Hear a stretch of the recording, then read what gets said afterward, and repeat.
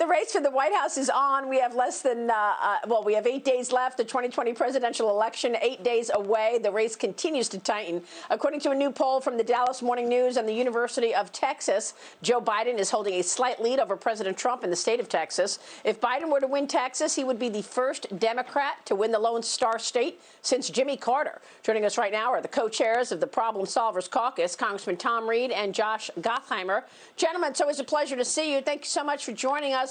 Are you believing these polls that we continue to see Joe Biden leading in some states like Texas that are largely red? What do you think? Josh Gottheimer.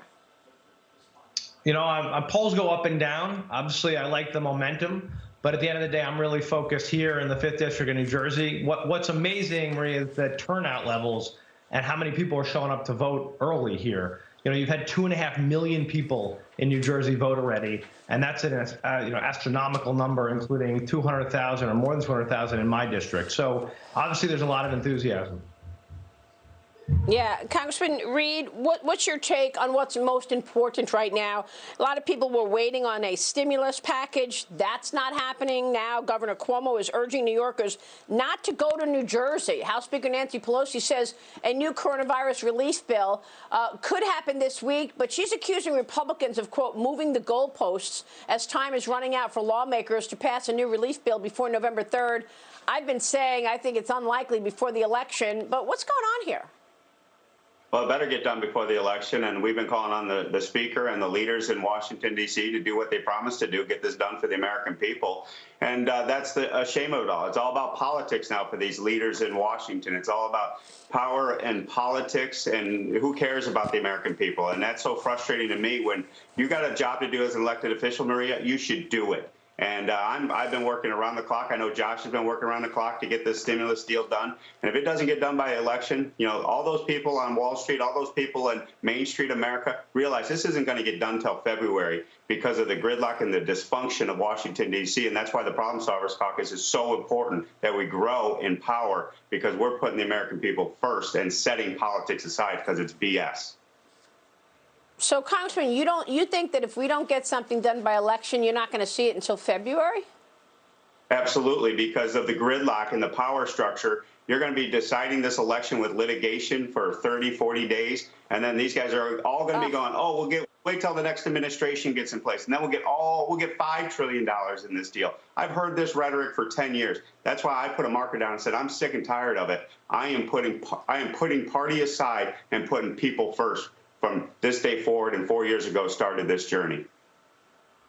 Well, that's unbelievable. I mean, do you think, Congressman Gottheimer, that Nancy Pelosi agrees with that? That if she doesn't get something done before the election, it's not happening till February? I mean, that's pretty incredible. What Congressman Reed just said. I think there's a reality on both sides that if we don't get this done between now and the election, I agree with Tom. We're looking at February. I mean, lame duck, which is the period running right after the election until January. There's no way people are going to come together and get this done. This is why now, as Tom said, is the moment. You've got caseloads increasing massively around the country. People need help. Our small businesses need help. Families need support. People are hungry. The bottom line is, from testing to actually helping with childcare, we got to get this done now. It's why the Problem Solvers have been pushing so hard for the last months to get people back to the table, to stay at the table, and not leave until this deal gets across the finish line. Well, we're grateful for you guys, the Problem Solvers Caucus, but let me tell you, this is a dereliction.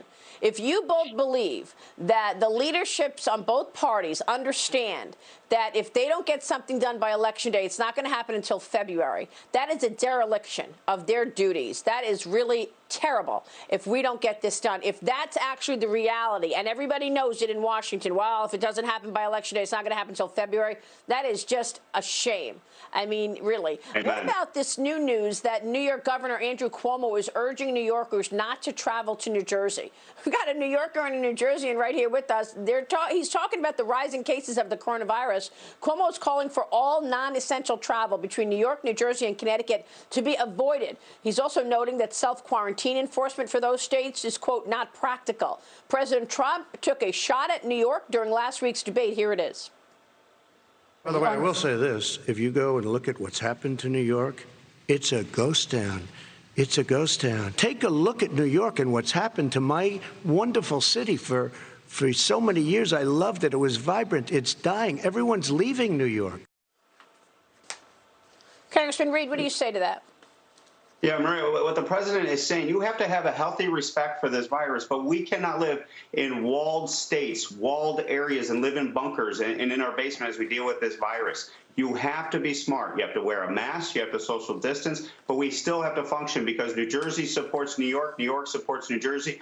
Northern tier of Pennsylvania, we have workers that keep our hospitals open. We have workers that keep our schools open, that keep our fire trucks moving, our police cars moving, and they come across the border. We don't live in separate countries in these areas. We are the United States of America, and we don't live in 50 independent little countries here, and we interact with each other, and we have to allow for free flow, but we have to do it in a way that is safe, and that just trust the American people. They are, to my elected officials in D.C., the American people are so wise. Listen to their common sense and listen to their voice. They just want to they want to go on with their lives. They'll do the right thing. So you don't want to avoid New Jersey if you're in New York, or you don't want to avoid New York if you're a New Jerseyan. Is that what you're saying? Do you agree with that, Josh? I mean, I think everyone should come to Jersey, especially if you're in New York. But I'll tell you, with 1,000 cases a day right now, we got to be in Jersey and in New York.